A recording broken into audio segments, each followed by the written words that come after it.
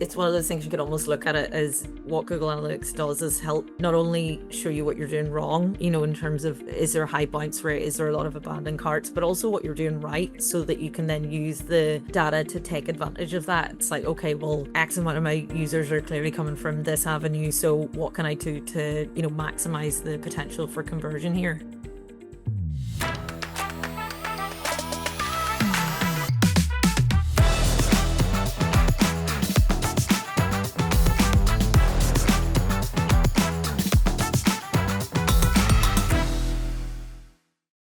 Hi guys, welcome back to another episode of the ProfileTree podcast. So today I am joined by Marcus and Khadija, and we're going to be focusing on Google Analytics today.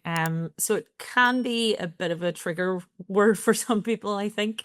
Analytics as a whole can feel a little bit overwhelming. But today we're going to talk more about exactly what Google Analytics is, kind of discuss the basics, why you should care about Google Analytics and why you should basically be using it as a business. And then we'll get a little bit more into, how you can get set up and what you should be using it for. So just to explain what Google Analytics is, it's a free online tool that basically tells you key information about your website traffic. The who, in terms of who it is that's visiting your site, the what, as in what users do while they visit your site, and then the how. So how did they find you? That could be obviously through Google search. It could be through social media, sort of different little avenues, and how they got to you basically. So there is a paid version of Google Analytics, but it's highly unlikely that any typical SME would ever need this. So that's why we're saying it's free. The vast majority of businesses will be using it on a free level. The current version is Google Analytics 4 or GA4. Marcus, do you want to tell us a little bit, just briefly, about what Google Analytics looked like up until GA4? Yeah, sure. So there's been a switch over within the last couple of years, essentially. It's been some time now. The previous version was referred to and is now still referred to as UA or Universal Analytics. The old version, very similar in terms of implementation, but there was quite a few changes between UA and GA4 in terms of how they would measure things. The data model overall in terms of how sessions, page views, and things were kind of counted was very, very different. GA4 now is very much event based, and events are just every interaction with the site, and can custom parameters can be set there as well if needed. Bounce rates, they've went through a few different kind of wee changes. Bounce rate was replaced by engagement rate. Initially, with the launch of GA4, bounce rate was added kind of back in, but isn't really counted in the same way. So there's a few wee complications there. But essentially what it comes down to is, since around, I believe, July 2023, essentially that was the end of Universal Analytics. There was a transformation kind of period between then where you would need to, and your email would have been contacted around this time, essentially about switching over to GA4, the latest model. It's pretty much the way to think of it. In most cases, the GA4 property was automatically created, but a lot of people did leave the old code on their site, which isn't much use essentially for gathering data, at least not so accurately. So at this point in time, it's been about 2 or 3 years since the implementation was, brought across.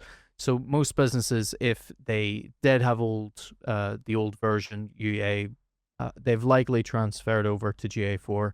We do still see this in some websites now where they still have the old UA code, and they need to be updated in order to start firing over the data properly onto what would either be, amendments to their current website, or perhaps the launch of a new website in order to get that corrected. So that's kind of where that's at the minute. Absolutely. I think we all kind of remember a few years ago when people were starting to get the emails and there was a little bit of mild panic around what is this? What's analytics? What do I need to do? But certainly, hopefully, most people that are using analytics have it switched over now. Just for context as well, Google Analytics is used by around 15 million websites globally, and 43% roughly of the top 10,000 ranking websites use GA4. So just to kind of give you some context as to how many people are actually using it. And I suppose a side note on GA4 as well is I think initially a lot of users reported that it was slightly less intuitive than UA. I don't know how much of that was, fact and how much of it was maybe the difficulty of the changeover and being used to using the old interface. But as with anything, it does come with its own learning curve. And by all means, the basic data is still very accessible once you obviously learn how to do it once. Um, so, Khadija, do you want to tell us a little bit about why businesses should care about Google Analytics? Because I suppose that's the key thing is people are maybe aware of it, but they're like, okay, what does it actually mean for me as a business? What do I need to be doing? Like, why is it that I need to consider analytics with my website? Yeah, absolutely. Um, Businesses should care about GA4 Google Analytics because it will show you what actually happens once someone is on your website, whether they stay on your website for a long time, do they leave immediately, do they take the action that you want them to take? It will show you what's actually working at the end of the day. So you might be getting traffic from social media, from Google, from ads, but GA4 will show you which of those is actually leading to inquiries, to sales, whatever it is that you're wanting people to do on your website. It can also tell you where you're losing people because you can see if people are landing on a page and then leaving straight away or dropping off before converting. And that's a really useful metric to have because then you know what pages kind of need a bit more improvement. If there's any pages that have a lack of clarity on what the benefits are, what the next step is, that's something that GA4 can tell you as well. If there's certain pages that aren't getting enough traffic or getting a lot of visits, and it can help you make better decisions instead of sort of guessing, what do I need to improve? You can see exactly what pages are working, what content people is kind of engaging with, and then where things are kind of breaking apart for you. So it turns your kind of opinions basically into actual decisions that you can make to get more kind of engagement and conversions on your website as well. Mhm. Absolutely. It removes the guesswork for people, doesn't it? Yeah. Because you might think, oh yeah, most of my users come from Google or paid ads or whatever, but without actually seeing the data in front of you, you're guessing. I think that's a key thing is it's a really good way to either create a sales strategy or enhance or update it. Especially I think when businesses are using paid ads and they're actually investing in online advertising without the use of analytics, how do you know if that's actually the reason that someone landed on your website? Because if they're not getting, from the paid ad, it could be somewhere else. And maybe that's where you need to focus your efforts, for example, on organic social media content or SEO. So it is really, really key. In terms of the typical businesses that we work with, a lot of, small to medium-sized enterprises, interestingly, around 73% of Google Analytics users are small businesses. So typically businesses with fewer 50 employees or fewer. So I think there's potentially a misconception amongst businesses that it's just for big brands. It's absolutely not. It's something that, everyone from sole traders to, 50 employee size businesses should be using.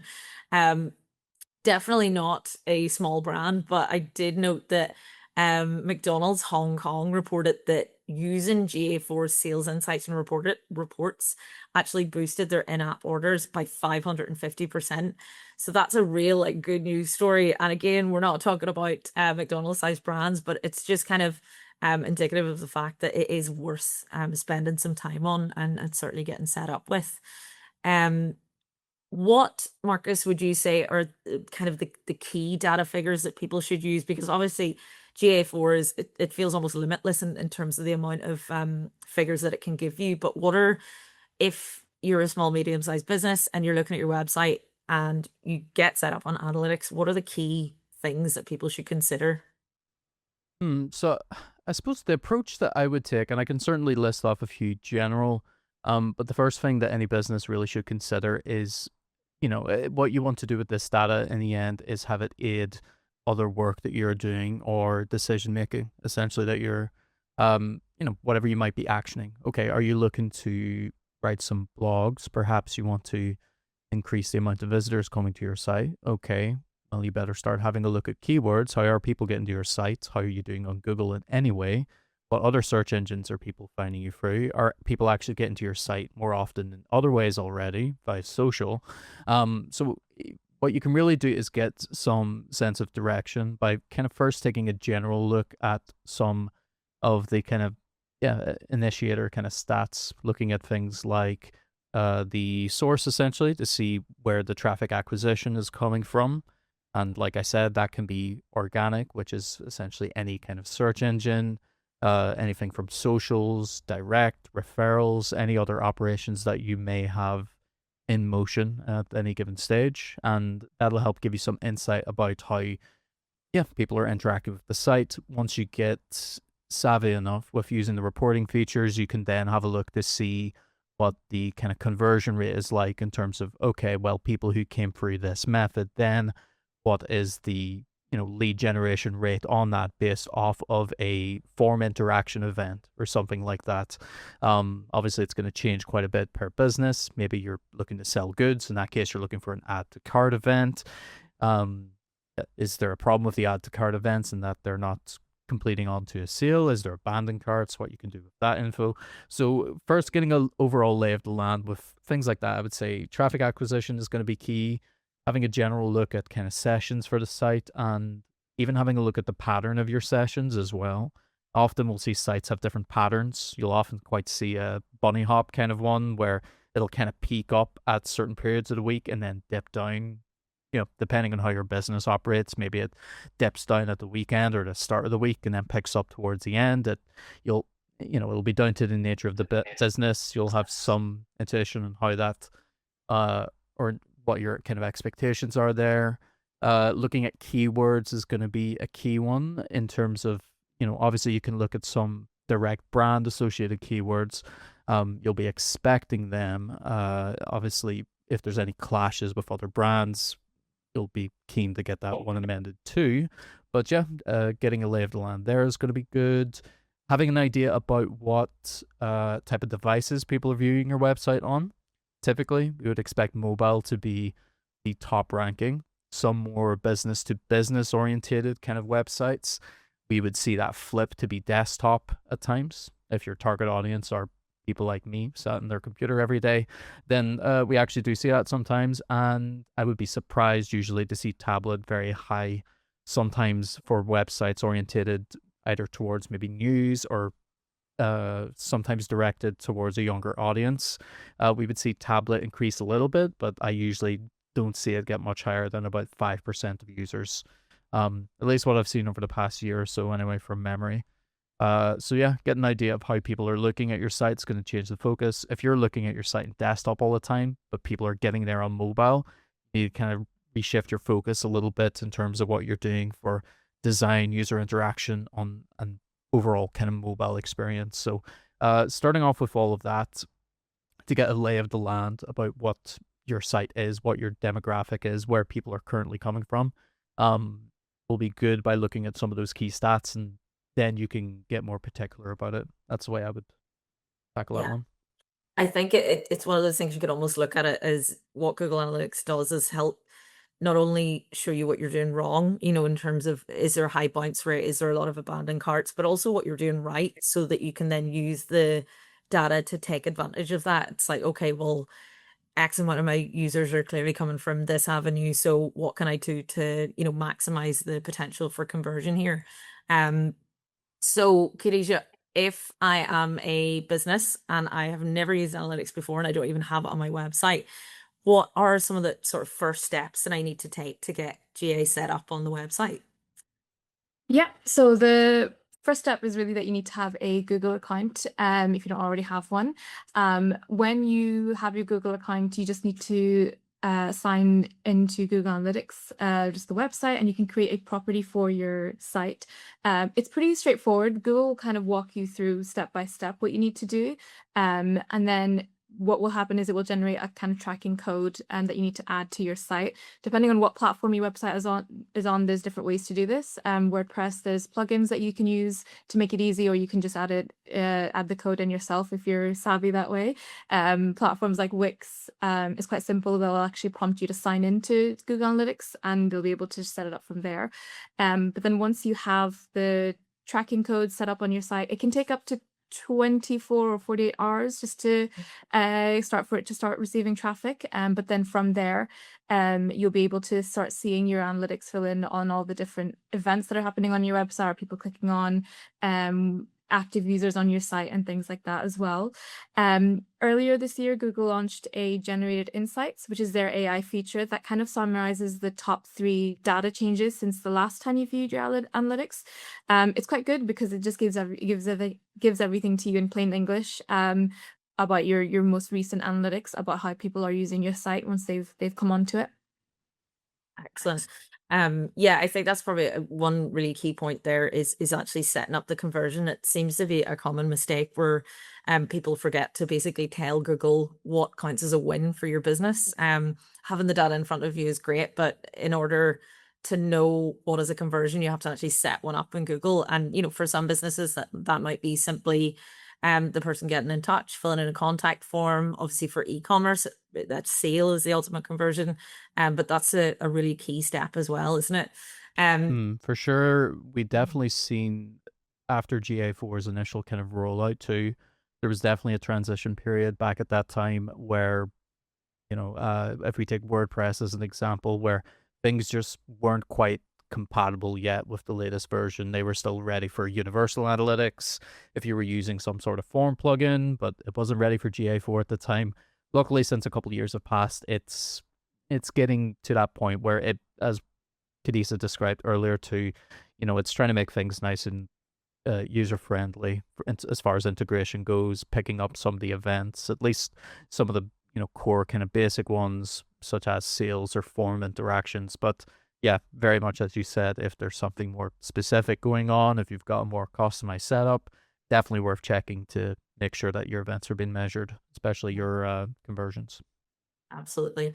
And obviously, especially in recent years, GDPR has become such an important factor whenever it comes to, your business online and protecting your brand and everything and complying with GDPR regulations. Do you want to tell us a little bit, Marcus, about what that actually means in terms of Google Analytics and your website? Indeed. So one of the common factors that comes up, essentially a core principle that surprises a lot of people, is that Google Analytics and the cookies that it runs to do all of this tracking that we've discussed is not under GDPR considered necessary, certainly not strictly.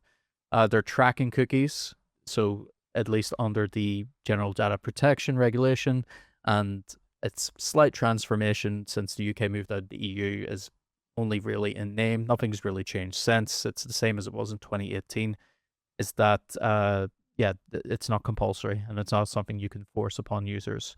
So it's a key component of a website is to have your cookies bar in place to be compliant. There are penalties essentially for businesses if they are caught out by some relevant organizations I'll name later.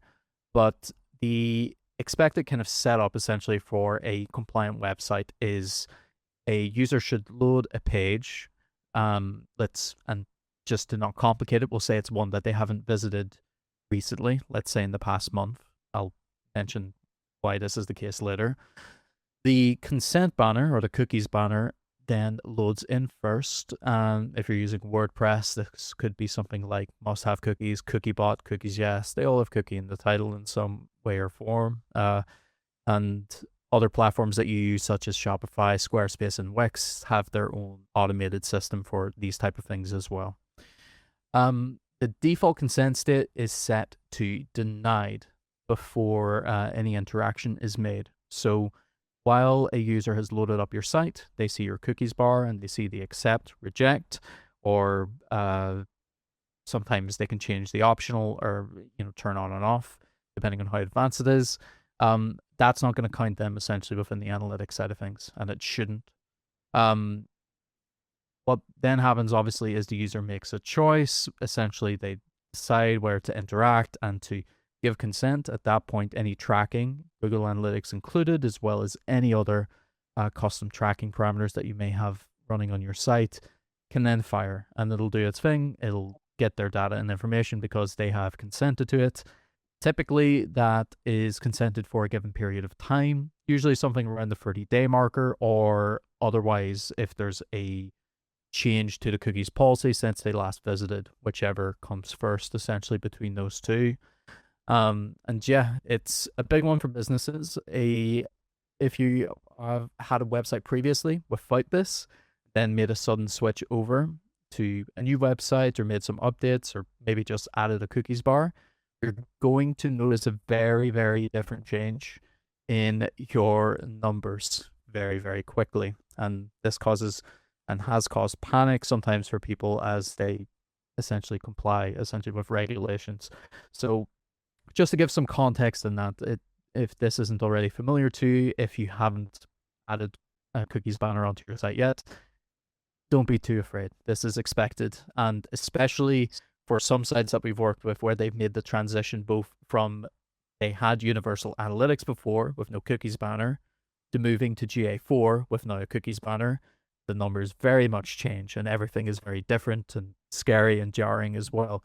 So, a lot of businesses that we work with and getting caught up on complying with regulations and updating their tracking code, it can be a very big shocker to people. So a word of warning to anyone out there in either scenario. Yeah, absolutely. I think another, or definitely another common mistake, is that, as with, I suppose, something like a similar thing could be focusing on YouTube views. People using analytics tend to focus entirely on visitor numbers. But this is a bit of a potential trap, because at the end of the day, if you have thousands of people visiting your website every month, but they don't actually take any action, or, they quickly jump off, you've got a high bounce rate, then they're not actually necessarily that valuable in terms of their website visit, depending on the nature of your business. So it is really, really important to track what they're doing on your site when they're there. Are they following the call to actions? Are they getting in touch? Are they making a purchase? Because at the end of the day, what, all businesses are looking for is a conversion. So it's really, really important to do that. Obviously, we've spoken a good bit about the kind of website side of things. Khadija, what sort of role would you say that Google Analytics plays in terms of social media and, potentially even social media ads? So social media has kind of its own set of analytics as well, but it's the same thing as how Google Analytics will serve websites. Analytics that you get from, for example, the Meta Business Suite for your Facebook and Instagram posts, or even from YouTube itself, for your YouTube videos, they will help you stop any guesswork in what to post. Most businesses, especially on social media, they post content blindly, and they're not really entirely sure why a particular post isn't doing well, or even if their posts are being shown to their audience or not. And that's where the analytics can come in.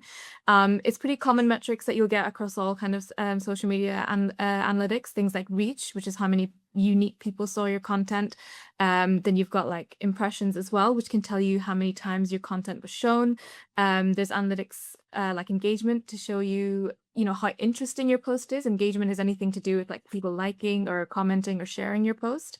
And then it also tells you things about like your profile visits and link clicks as well. If people are interested enough, are they clicking more to find out either more about yourself or what you have to offer? So it's really important that you understand these metrics and what they mean, because they can tell you essentially what you're doing wrong when it comes to your posting. A lot of the times people will focus on like their follower numbers and wondering like, why their follower numbers are low, or if that's going to affect them. But really, algorithms are looking at things like your engagement. Like, are people commenting on the post that you're leaving? Are they sharing it with other people? Are they going onto your profile after viewing one of your posts as well? So it's really important that you also look at the analytics for your social media posts as well.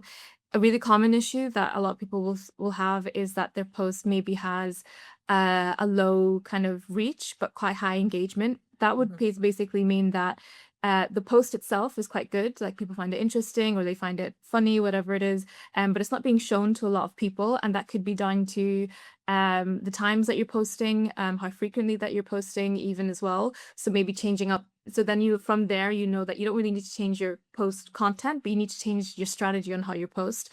The opposite is the same. So if people have like have a high reach, for example, but low engagement, it means that their post is being shown to people, but the content itself of the post is just not engaging people enough. They either don't know what the next step is clearly, or the post itself isn't useful to them or interesting to them as well. So the analytics will tell you a bit, will give you more clarity on like what you should be posting, how you should be posting, and it's worth checking as well as your website analytics as well.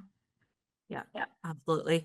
I suppose a question to both of you, like, would you say there is a recommended, amount of time that people should be spending in terms of analytics, or like how often they should look at their analytics? Is there like a benchmark, or like at least? Well, from the social media side of things, that's actually a really common question that we get, is how often should people be checking? A lot of people are really tempted to check like right after they post, but it's not going to be accurate with the analytics that you'll see. So you do want to give it some time. You also want to think about what your goal is as well before you judge whether a post has been successful or not. So if your goal for the post was awareness, you want to look at your reach, you want to look at your impressions. If your goal was engagement, then you want to look at the comments, you want to look at the shares and saves and things like that. And that will give you a better understanding of, is your goal or is your post successful or not, basically. Yeah, I've seen, like, I know from personal experience, I've seen posts on social media that could have like 10 likes but 50,000 comments, and Yeah. again, it's about what the purpose of it is. Marcus, I suppose same question in terms of your website. Like, would you say there's a best practice amount? I would certainly echo some of what Khadija said in terms of, okay, once you've got your baseline, make it goal orientated in terms of how you're looking at any data that's been produced essentially over time. Keep in mind time frame. In this case, if we're discussing time frame, Google Ads obviously is fairly immediate. Google itself, in terms of search results, not so immediate. Their crawl budget as it is right now, you're going to be waiting a while for a new page or an update made to a page until that gets really picked up by users. That's going to take some time, so you don't want to really review those kind of things until maybe like a monthly basis, really, to get a kind of overview of those. I would echo similar things for kind of Google Search Console, how that works too. So interacting with search engines brings quite a bit into it time frame wise, because it's just not immediate like it will be for social posting at times, where it's bam, it's up, it's posted, and it'll have its time in the algorithm until it, falls off essentially.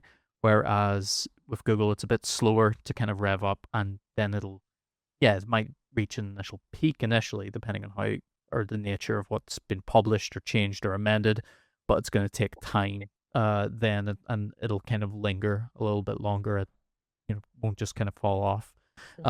You'll see a bit of that maybe for blog posting or news articles, where it'll have more value at that moment in time. Again, just depends what it's discussing and if it's time relevant. So there's quite a bit of variation there, but yeah, I would echo essentially to make it goal orientated. So start off and take a general good chunk of time, take a couple hours maybe to look through Google Analytics and understand what your metrics are and what your goals are going to be, where your site currently is, and try to find some sort of routine, be it bi-weekly or monthly, to spend some time looking, and not just looking in general to see numbers go up, but to look at things that you've actioned on your website or changed on your website, or things that you're concerned about in your website, and see, okay, right, well, how can I measure that? Am I getting a lot of people abandoning the cart?